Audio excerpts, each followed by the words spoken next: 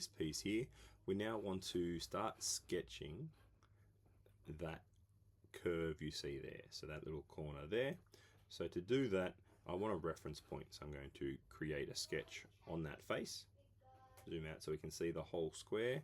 Now I'm going to draw myself a square from that corner, use a dimension tool, and I want this to be 25 across and 25 down. That gives me that point.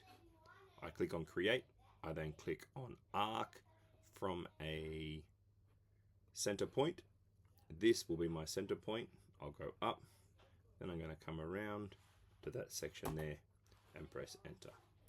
When I finish this sketch, go to my isometric view again, look at my extrude, and I want to make sure I select the right face. If I select one of the other faces, that's not what I'm after. I'm selecting that corner, and I know that this is 6 millimeters thick, so I'm going to say -6. That's now created my first arc of this.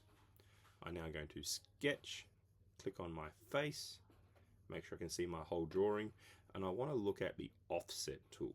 So I'm going to select on that edge, and I can type in a number or I can drag, and if I look to my drawing, these are 15 millimeters thick, so I want that offset there to be 15 millimeters. So I come back to my drawing here, if I Control Z, I'm going to offset from that face, and I want to minus it 15. I press enter, and now that gives me that 15 millimeter arc there. I can now get my line tool, and I'm just going to project this back to the edge. I'm going to grab this, and I'm going to project that back to the edge. Finish my sketch.